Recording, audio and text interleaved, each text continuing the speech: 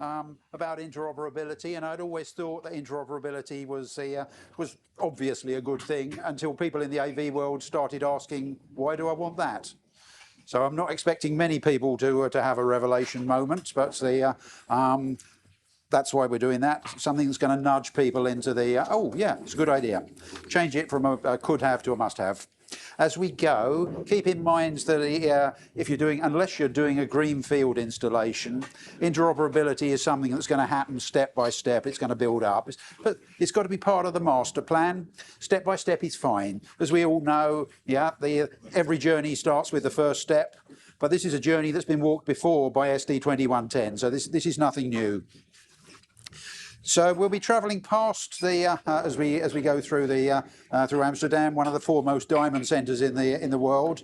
And interoperability is a bit like a diamond. It's got multiple facets, so we're going to be looking at it from multiple perspectives, and they're all going to be in the context of IPMX, which is a suite of published standards, as you know, and open specifications, which have got interoperability at their very heart. And I like to think that that interoperability gives you options, even if you initially prefer to buy everything from whatever your favourite brand is. And the reason why, of course, is interoperability doesn't detract from that one trusted brand. It adds to it by giving you a degree of flexibility that you might not have in the so-called walled garden. Let's consider now the combinational possibilities of two devices, A and B. For either of those devices, there's going to be three compatibility outcomes. It works together with the other one. It works in isolation from the other one, and it doesn't work at all. And those outcomes lead us to four possible states of working. If they happily work together, they're going to be interoperating. If they work together, but not with in the case of the other one, they tolerate each other. And of course, if they don't work, then there's going to be interfering, and there's two of those possibilities. And the worst possible scenario, we won't even go there. So, what's that likely to mean to us in the real world? And we just need to look at 2110 to see what happens there, because there were a number of anecdotal issues where 2110 didn't seem to be interoperable, and the reality was, when you dug into them, people had perhaps adopted different bits of NMOS. Some had done IS4 and 5. Some had maybe only done 4 and didn't interoperate with the other ones. And that was putting it, of course, firmly into the not getting on with each other category. So too late from 2110. We learned that. And in IPMX, it's now mandatory to support both 4 and 5, and indeed 11. And so that's going to be encouraging the greeny blue behaviour there, rather than the yellow behaviour. And it's not just 2110. Here's some other examples. In CCTV environments, they found that some of the IP cameras adopted RTP, but tweaked the associated RTSP so that it was just enough to be different and need a different API. Their cameras worked with their software, and third parties had to do a tweak if it was going to work. They had to make their product super tolerant to work with the other ones. That's a lot of extra work to overcome a deliberate obstructive action, and it resulted in a movement called ONVIF, if you want to look it up on the web afterwards, one that focused on interoperability between devices. Closer to home, you might have seen product descriptions that mention a standard but have got some sort of trailing or leading word that modify it, so it's not quite. And there's a lot like that about. Perhaps they say, yeah, this is 2110, when they mean in reality it's their spin on 2110, which works in some circumstances. And that's all before we get to considering compression, which is obviously at the heart of most of what we do. So For devices to be able to interoperate, they've obviously got to speak the same language. For example, use the same codec with the same feature set enabled at both ends. Because if one end's version 1.2 and the other one's version 1.3, they're clearly not going to all have the same features. So you've got to have that common understanding of the supported features. And if we widen our scope to include uncompressed as well, and let's add a little real-world complexity, let's say the receiving device needs to switch between uncompressed and compressed streams, then you're into a different environment. So we've got two UHD 60 content sources here. One, because of its application, needs to be perfect, and the other one doesn't need to be of the highest quality because that's fine, it's compressed. Both have got good reason to exist, as they are. Now, it's one thing to be able to reboot a receiver and select a different mode, in reality using a different firmware. It's another thing entirely for the receiver to be configured to be happy with either stream and simply switch between them. That's the sort of interoperability we're looking for. Once the codecs and the connecting diverse devices are there, this is inherent interoperability at the device. But what if the receiver doesn't understand compressed? Can we still be interoperable? Now, what we need to do, of course, is enable the interoperability with some sort of conversion gateway, something that's going to transcode or transform the data from, say, a JPEG XS camera into a format that an uncompressed only device, say a presentation switcher, is happy to receive. In that instance, of course, you needed to take a stream that wasn't 25 gig and make it look like it belonged in a 25 gig stream. So here we've enabled interoperability using a network device, and that conversion gateway, I said device, it could be software, of course. Ideally, we'd want this conversion stage to be able to handle bulk conversion, multiple streams at the same time. Remember, I spoke about the stepwise path to interoperability. This is part of it. This is taking something that isn't interoperable and helping it along the way. But what if the networks were different? Then all of a sudden we've got a different sort of conversion in play. Network on the left here is 2110 using PTP with the SMPTE profile, and the one on the right is a lower cost network with either no PTP or the IPMX profile of PTP.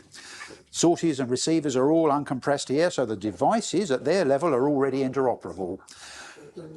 But there's no diversity of devices here, of course, but the connecting networks are different. So we can create interoperability here at the network level now using a different conversion gateway. One half's in the PTP domain, the other half is in the non-SMPTE or even non-PTP domain. And in passing, note that if these are both uncompressed UHD 60, that isn't just a 2110 thing. That can exist in the AV world as well. So we've looked at inherent interoperability and enabled interoperability. Now we look at default interoperability, because this is a common one. In this instance, our blue encoder in room 1 is simply not, they both look blue there, they are simply not compatible with the green decoder in room 2. We could add a blue decoder and green encoder, as I've done there, at one end or the other, and a link at baseband. I've shown it as HDMI here.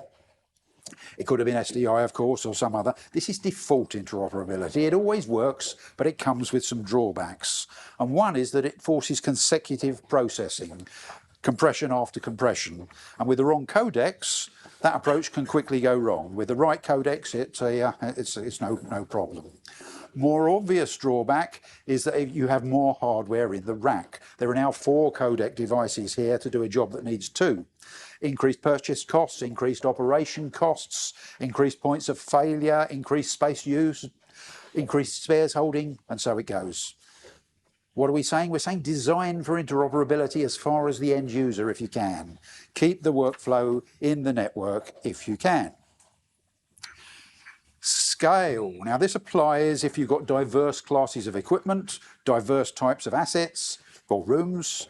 Small scale is easy. For enterprise or wider, interoperability needs to be planned. I'm going to illustrate it using rooms here. Now, if you're only concerned with a single room-sized deployment, then all the endpoints have got to do is talk to each other in the room, and that's pretty straightforward. The easiest way to do that, make them all the same brand. They now consider a building with lots of rooms or a campus with lots of buildings, and the scenario changes. Instead of isolated intra-room, you're now looking at dispersed inter-room communication. Those rooms need to talk to each other. Now, if the AV of the campus was developed as part of a master plan, interoperability is going to be baked in. It's the way it should be. But if each room was an independent project, then there's probably going to be a little more complexity, and the chances of them actually interoperating gets smaller. Assumptions. Now, there's a lot of assumptions in our industry. Planners in particular like to assume a steady state. Most people creating a project scope for the planners assume a steady state. The steady state assumption makes the planning simpler, but it doesn't recognise the nature of the world that we're all living in. And the management literature refers to that as VUCA: volatile, unpredictable, complex and ambiguous. That's what we've got to cope with. Another unsafe assumption: oh, we're never going to need to do that. And we all found from recent experience that not only did we need to do it, but we needed to do it in a hurry. You know, the global events that I'm thinking of, it affected the world. And to be fair, we all did pretty well in managing that. And then everyone found themselves saying, well, we handled that pretty well. Now let's do it the way we would have done had we not been in a hurry. That's what they should have done in the first place. They didn't do it first around. They hadn't asked what might happen to force a change on us. They didn't ask enough what-if questions, and that's what I'm going to proceed on to now. Some what-if questions to illustrate where interoperability adds its value. Here's our first one. Some AV over IP systems assert that there's interoperability between brands based on the fact that they've got a common chip in the middle. Well, if it's our chip, of course there's going to be interoperability. The flaw in this line of thinking is that manufacturers add stuff around the outside of that chip, and what they add is different. So if they've added something different, you may well find that some of the features are interoperable, but not all of them. Here we've got the same heart, different surroundings. Now, it doesn't matter if the heart can support high dynamic range video if the elements around it can only support 8-bit. You see how it works. So brand A and brand B can't be interoperable beyond the features they share. Another what if. In our industry, there are some dominant brands, and they like to do it their way. They present the one-stop shop. You know, the ones that have got hundreds of products in their catalogue. And they encourage end users to see themselves in the way I described earlier as the brand X house. That's what we use because that's what we know. But we have to ask ourselves, do they really do everything? Or are we ultimately going to find that they can't cover all possibilities, and the day comes when we need to bring another brand in? And that's why the one-stop shop distributors carry multiple brands. They recognise that the big brand can't do everything. There's good reasons for standardisation, but instead of standardising on a brand, better idea is to standardise on a standard. That way, changes of direction are not so painful. So, another what if. Now, when a brand stops, the red cross, if it's a proprietary line, it stops. If the follow-on product is not backwardly compatible, it's stopped. Worse, the compatibility system for the whole of your system that is using that system is now compromised. If you can't get more product, you've got 99 good products and one bad product, your capability has gone down. So you might need to replace the whole system, not the one failed unit. That's and the capacity worsens every time another unit fails. If, however, another brand has got products that are interoperable with it, you've got some options. Let's illustrate that. So here we've added a different family of products.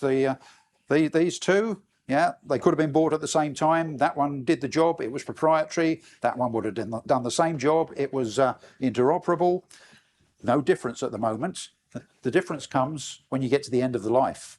Because that bottom half was interoperable, you've now got choices of other products, perhaps that didn't exist on day one, that you can substitute in. And this is about the supportability not of the product, but of your system. Because the supportability of the system doesn't end until the last product ends. And that's a big difference. That gave you interoperability leading to supportability. There's good value in working with a manufacturer that's got long product lives. Both of them had that. There's extra value in working with one that's got interoperability. Another what if. What if a planned extension or a total replacement gets scaled back? Oh, we've had a bad quarter, budgets are frozen. Real life, huh? So the intended single brand plan unintentionally becomes a multi-brand environment because the replacement is not the same as the partially changing incumbent. How much heartache would have been saved and capability preserved if there'd been interoperability from the start? Another user what if. I'm showing an organisation here with different departments. You can see different coloured windows there. And they've ended up with a few different solutions, each right for their own needs. You might think about the bottom floors being, say, an ST2110 media hub and the balance being a bunch of different AV distribution systems. Mostly they've followed a corporate standard, except for a few different ones, the different specialised needs. And now management has asked two of those departments to work together. One or the other has got to replace what they've got because they didn't work together. If the corporate standard had allowed different sorts of users, this project might have been as simple as a button push. This is the scale thing that I mentioned earlier. Interestingly, the department's analysis also works in governments, where the departments, say justice and industry, might be totally unrelated, except at the higher levels of government.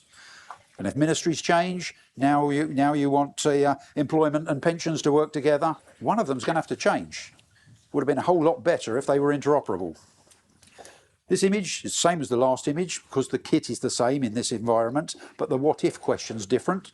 Something now has cropped up unexpectedly, rather than being a project that was planned for between the departments. Unexpected developments is almost always happens at the most inconvenient time when the project is about to go live.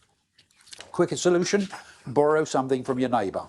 That works, of course, if your neighbour's got the same as you, and doesn't if they don't. The one thing you don't want to hear is, yes, of course I've got a spare encoder. Yes, you can have it now. Unfortunately, it's not going to work with your system. The logic of this slide and the last slide applies not only to departments in a single organisation, but to different organisations who themselves were thrown together at an event. So here we've got two similar corporates, probably good candidates for a merger, and there's a lot of that goes on in this industry. The AV hearts of the two enterprises are different.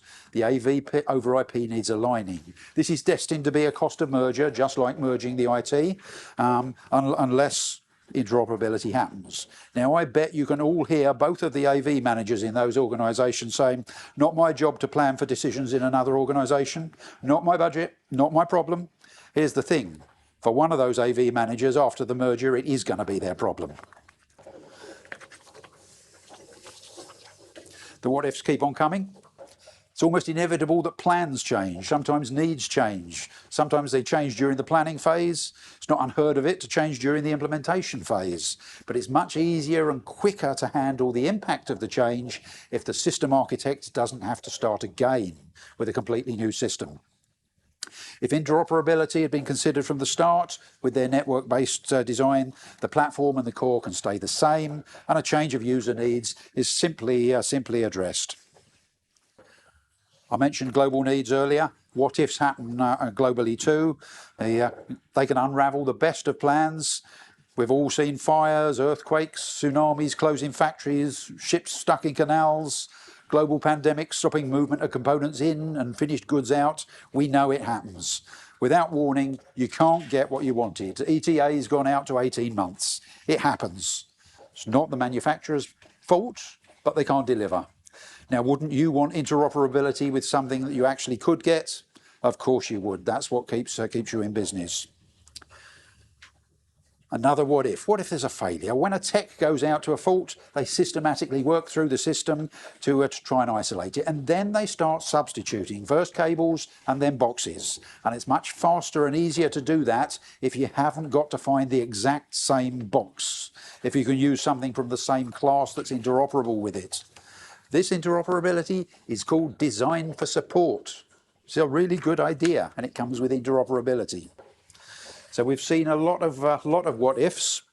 And these considerations are not uncommon, and they're easily managed if interoperability exists. One final what if. What if they ask you for interoperability just after you've installed something that isn't? That one really hurts. So who benefits from interoperability? Well, it's everyone at the end of the day. I often hear the manufacturers won't do it. It disadvantages them. They want vendor lock-in. That protects them.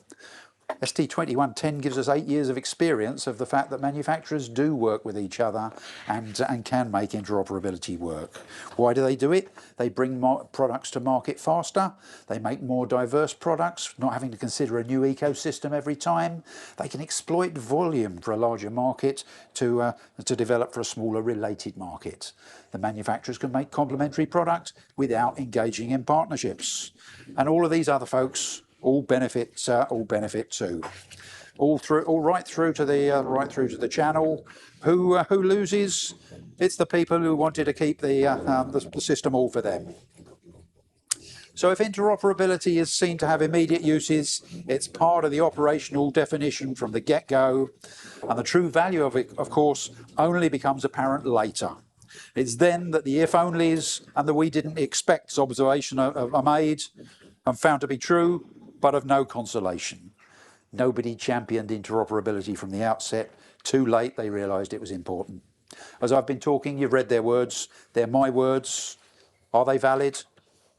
Interoperability means options. It's a must-have that you don't need on day one. It's a should-have, but it's not a nice-to-have.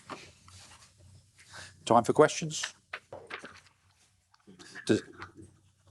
I'll ask you one. Does anyone think interoperability is a bad idea? Thank you.